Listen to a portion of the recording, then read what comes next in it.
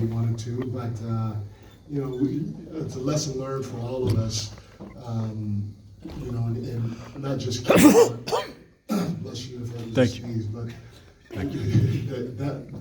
down the stretch, we moved the ball. Keon had a wide open shot from three, and he drove the ball. And we keep telling our guys to let it fly, let it fly, let it fly. If you're open, you gotta shoot the ball because you're gonna get a worse shot if you don't.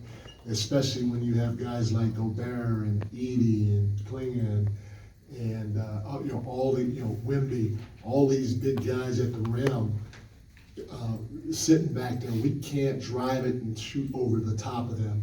If we're going to drive the basketball, we got to get in there and we got to spray it. Otherwise, I'm going to keep telling our guys because I believe in all of them as shooters. We got to let it fly. But our guys did a fantastic job of fight, led by Fox and Domas, but of fighting to get back in the ball game. We just have to continue understanding when we're open, shoot the ball, and don't drive and try to shoot over the top. And we did it early in the game, 2 or 3 possessions in a row. We drove in there and tried to shoot over the top of their guys that are 6'10", and then Gobert was 7'3", and took tough shots. We don't want to do that. We want to play off at 2 feet, keep your dribble in order to play off at 2 feet, or keep your dribble in order to spray the basketball. But again, it hurts because our guys fought so hard to give us a chance, and we had a really, really good chance. But you got to give Minnesota credit. They did a heck of a job knocking down big shot after big shot when they needed it. Coach, how do you describe what you saw from Darren down the stretch? What do you tell a guy like that when he's that on fire with the greenest of lights down the stretch? He's an all-star, and the sky is the limit for him. He knew we needed help, and he put us on his back, and he almost carried us to the finish line, but he did everything in his power to get us there, and it was a spectacular performance by him. But I will say this, he's more than capable of getting to his spot and getting a good look every time down, no matter who's defending him. Mike, 2 things for you real quick. You've been a part of a lot of big games in your career. At what point do you realize in a night like tonight, this is one of those ones? I don't know. I didn't think of it that way. You try to win the game no matter who's in front of you. Our crowd was fantastic. The energy that our guys got from the crowd helped give us a boost, but I guess I don't think of it as a big game. I just thought it was a game to win, and obviously Fox was having a big game, and that was probably fun for the fans to watch, but didn't really think of it that way. And then obviously you can't expect anywhere near 60 every night, but what do you think about how he was able to score that tonight can carry over? I tell you what, man, when he wants to get to his spot, whether it's to the rim or right inside the paint, there's nobody that can stop him. He's that good. He's freaking the fastest guy in the league. He's strong, he's long, he's athletic. He's got a really good feel, and this guy, I keep saying this on both ends of the floor, the sky's the limit for him. Hell of a game. Coach Brown, the Timberwolves, they came out in that third quarter with a 12-0 run, but then started that fourth quarter. That's when you guys got it going on. Did you say anything, hey, we're still in this game, we're 16 points down? Because that's when the Kings went on a 14-2 run or 14-0 run at that time.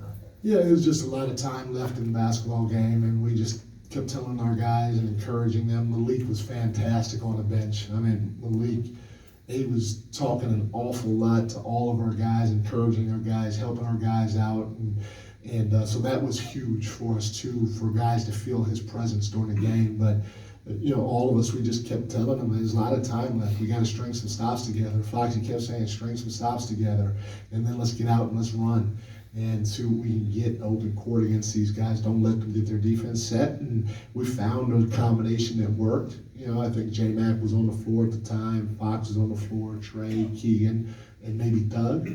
And that group did a nice job trimming into the lead some, but it started with us getting stops on the defense end of the floor. Because again, even if we're not shooting it well, we're eventually going to break out of whatever shooting slump we have.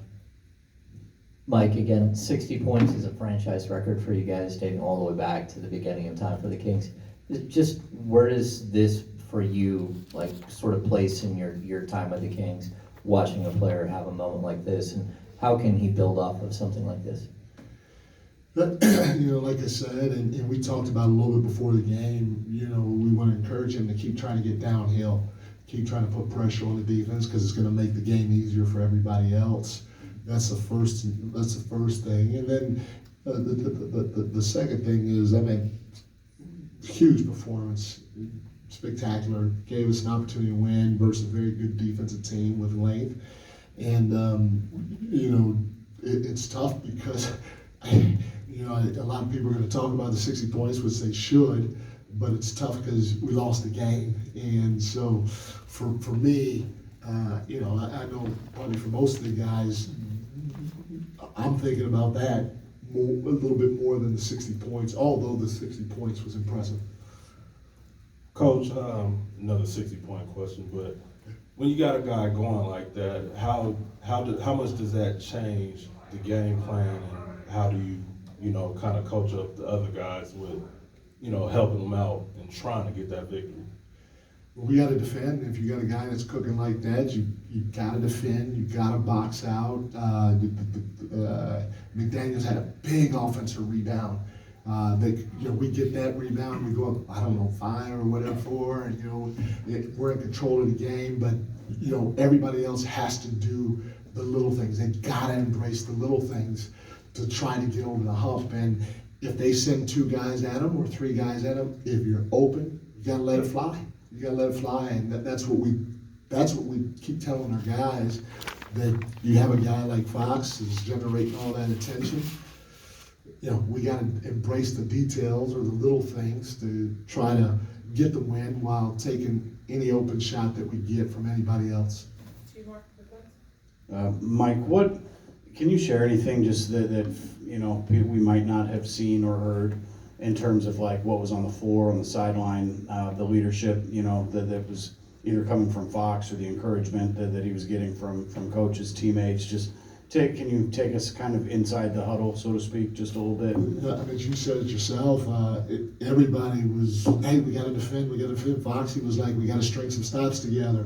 Malik was talking to everybody. He was keeping everybody's heads up, their spirits up. You could feel, we all felt Malik's presence on the sidelines. And so it was a great vibe. It was a great vibe on the sidelines, and that has to continue going forward because we need it from everybody.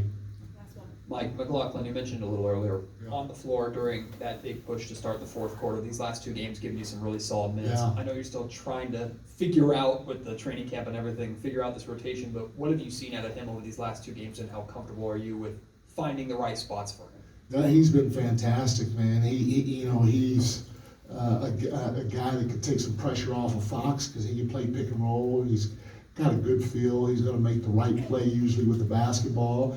And then he's kind of crafty defensively. He knows how to play great positional defense. He can harass the ball a little bit, and if you leave him open, he's going to shoot that rock. So he's been great for us. And then what a great guy too.